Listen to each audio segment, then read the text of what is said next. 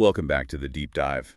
Today, we are focusing our attention on, I think, one of the great historical questions to come out of the last few years. Mm-hmm. And that is, what was the true total global impact of the COVID-19 vaccination effort? It's a huge question. It is. We've seen so many smaller, regional analyses or reports that cut off their data before the Omicron period really changed everything. Right before the game changed. Exactly. But the source material you brought us today, this represents a massive, really comprehensive comparative effectiveness study. It covers 2020 right through to October 2024. Nearly 5 full years of data. So our mission today is to cut through all that noise and extract the key findings. We're looking at the sheer verifiable scale of lives and life years saved worldwide. Right. This is the global accounting that matters. It is, and I think that's a perspective that often gets diluted when we only focus on, say, one country or the first year of the pandemic. For sure. And the reason this particular analysis is so insightful is precisely because of that long timeline. It moves beyond just a simple head count of people. To really, accurately capture the intervention's value, the study relies on 2 core metrics. The first one is the one everyone gets, the absolute number of deaths averted, which we just call lives saved. Simple enough. But the second metric, that's where the real nuance is. It's life years saved. And that distinction is just so key, isn't it? Especially given how COVID-19's risk profile was so heavily skewed toward age. Precisely. The life years saved metric gives us a much richer context for the benefit because it quantifies the duration of life that was preserved. Right. I mean, if you save the life of a young adult, the life years calculation is significantly higher than if you save the life of someone at the very, very end of their expected lifespan. It lets us measure the benefit against standard mortality tables. Okay, let's unpack this. Let's start by just grounding ourselves in the methodology. What makes this study stand apart from some of those earlier, smaller analyses we saw that were, often based on rapid modeling and less complete data? Well, the strength of these findings is really rooted in its highly comprehensive and stratified design. Stratified meaning they sliced the data out. Exactly. Sliced it up in very specific ways. See, earlier studies had to make some pretty strong modeling assumptions based on limited initial data. This analysis, because it spans nearly 5 years, it can systematically break down the worldwide population into specific categories. So you don't get these distorted results from just lumping everyone together. You've got it. That's the key. So they were essentially building a finely tuned filter. What were the most critical filters they applied to the global population? So they needed to account for every major variable that dictates risk and exposure. First up, the demographic factors. They analyzed by detailed age categories, from children all the way up to the oldest cohorts. They also separated community-dwelling individuals from those in long-term care facilities. Which are fundamentally different risk environments. A massive differentiator. A huge one. But I think you'd agree the timeline separation is perhaps even more crucial, just given the rate of viral evolution we saw. Absolutely, 100%. So they had to systematically divide the effort into the pre-Omicron period versus the Omicron period. The virus, the prevailing immunity, the severity of disease, all dramatically different between those 2 eras. Any analysis that treats 2021 the same as 2023 is just, it's inherently flawed. Inherently flawed. And beyond the virus and the population, they also looked at the individual's prior exposure. So whether you'd been infected before? Yes. And that's perhaps the most critical distinction for understanding immunity. They analyzed the benefit based on vaccination status before a person had a confirmed infection versus after. So that lets the researchers isolate the specific preventative power of the vaccine, separate from the effects of, hybrid immunity. That's the goal. So the overall exposure variable they tested was very straightforward.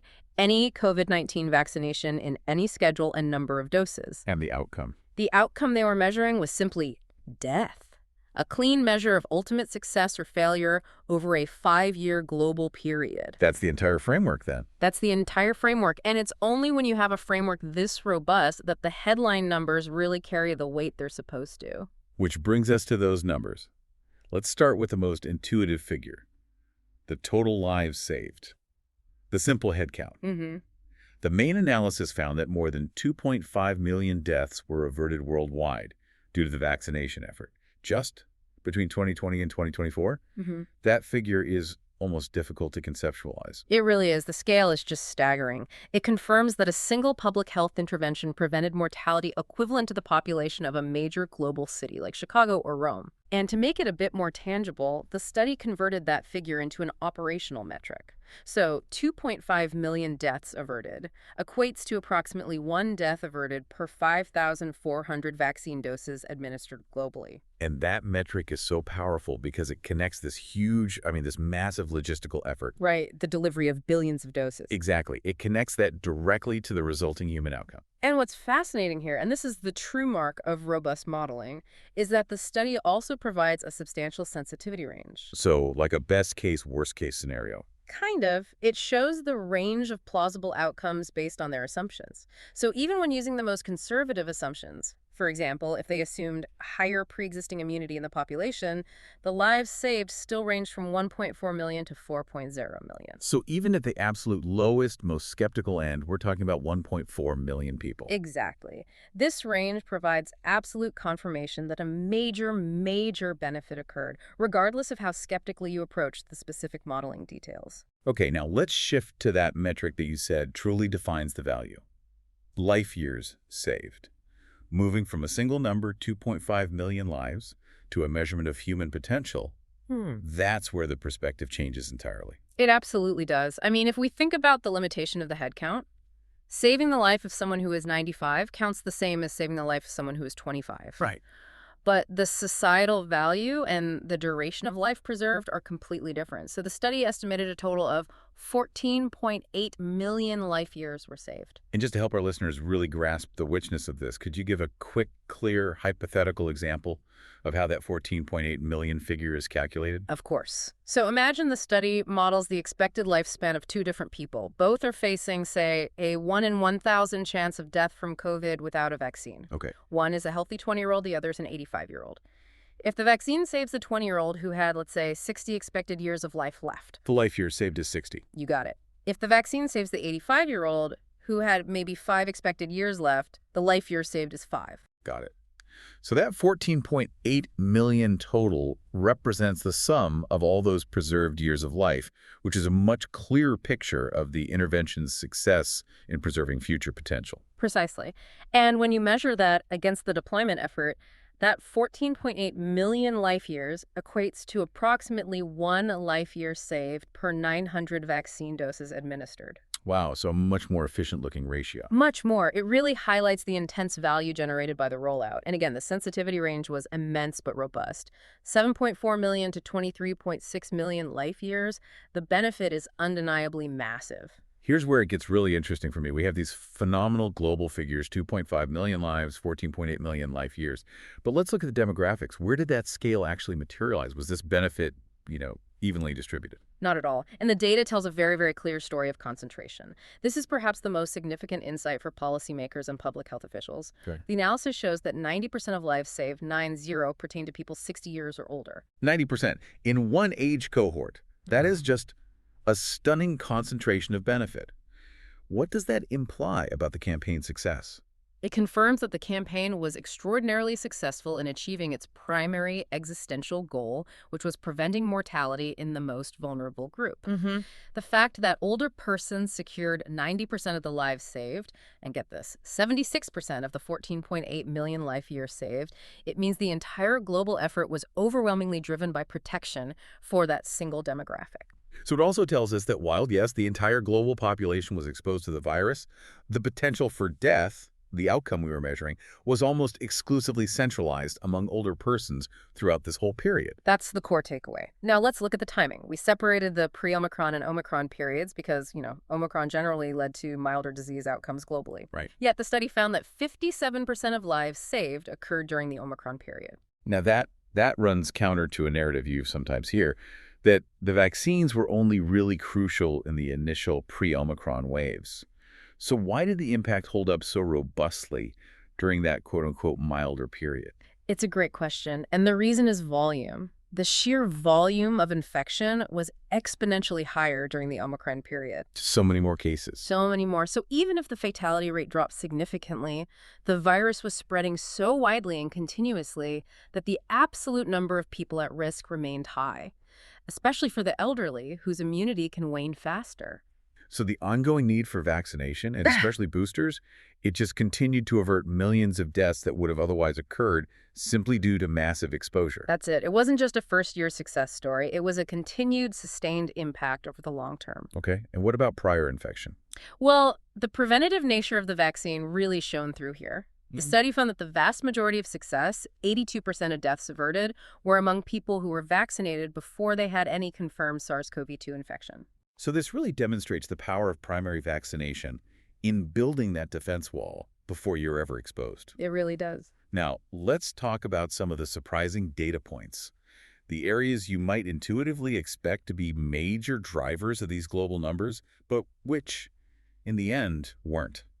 The long-term care residents really stand out here. They absolutely do. I mean, long-term care facilities were ground zero for early mortality. They were the first target for vaccination globally. You would expect them to contribute hugely to the total lives saved. Hugely. Yet this global analysis found that they contributed only 2% of the total life years saved. 2%. Yeah. That seems incredibly low for a population that we define by its extreme vulnerability. Why is that contribution so small in the final global tally? Well, there are a few likely factors that you kind of have to synthesize. First, despite their high vulnerability, the total number of long-term care residents globally is a very, very small fraction of the general population. Okay, so it's a numbers game in part. It's partly a numbers game. Second, due to highly effective, early, and sustained targeted vaccination campaigns, the intervention may have been so successful that the potential for averted death was just neutralized early on. And finally, and sadly, a large portion of the most vulnerable people in this group may have succumbed to the virus during the first waves, before vaccines were widely available, which would reduce the pool of lives that could be saved in the later years of the study. That makes a lot of sense. So effective targeted policy, plus the sheer size difference compared to the, community-dwelling elderly. Right.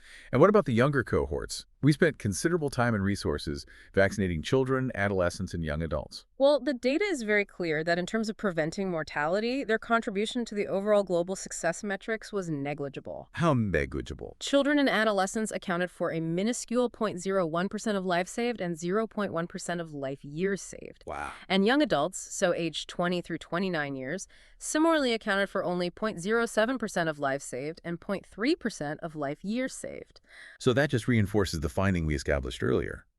The vaccination campaign was a resounding success, precisely because it focused its preventative power on the single, high-risk group that accounted for 90% of all potential mortality. It absolutely aligns the outcome with the known epidemiology of the disease. The success was targeted, it was profound, and it was undeniable in that 60-plus age group. So let's try to synthesize this for a moment. This massive 5-year study clearly demonstrated a major overall benefit from COVID-19 vaccination. But you mentioned the estimates are defined as substantially more conservative than earlier analyses. If they use more conservative assumptions, why were some of those early analyses so much higher? What fundamental assumption did this new, more robust study change? That's a crucial question. Earlier calculations, particularly those that focused only on the first year, they often made assumptions about the counterfactual. The what-if scenario. The what would have happened without vaccines scenario. And those may have overestimated the mortality risk. Furthermore, those early models often didn't fully account for the rapid acquisition of natural immunity in the population as the virus spread. Ah, I see. So by covering nearly 5 years, including the period of milder variants and integrating really robust data on prior infection status, this study was able to adjust that counterfactual scenario significantly downwards. So the reliability of these figures, the 1.4 million to 4.0 million lives saved, is actually reinforced precisely because they were so conservative and rigorous. Right. They weren't trying to inflate the numbers, they were trying to withstand scrutiny. Exactly. And if we connect this to the bigger picture, the core finding, the thing you have to remember, is that the vast majority of benefits, in terms of lives and life years saved, were secured for people 60 years or older. A demographic that is a numerical minority of the global population. I'm a minority, but they were the population at the highest risk of the fatal outcome being measured. So what does this all mean? When we boil it all down, it means vaccination campaigns achieve their existential goal of preventing severe outcomes and death. The focus on saving lives and life years for the most vulnerable elderly cohort successfully drove the overall global success metrics over the entire duration of the study. It's a powerful validation of a targeted public health intervention. A truly historic achievement of coordination and delivery, no question. Thank you for helping us dive into this data and really unpack the true scale of this achievement. It's vital context, and for you to mull over as you process these enormous figures, considering that the benefits were so heavily concentrated among people 60 years or older, representing 90% of lives saved, and knowing that 14.8 million life years were preserved. What does that concentration of benefit imply about the ethical and logistical challenges of designing future global public health strategies? How do you maintain political and resource support for broad universal deployment when the maximum measurable impact is secured by focusing resources and messaging on a specific, vulnerable age group? That tension between broad access and maximum targeted protection, that's a fascinating challenge and one that's going to define future public health campaigns. A great point to end on. So see you next time for the next deep dive.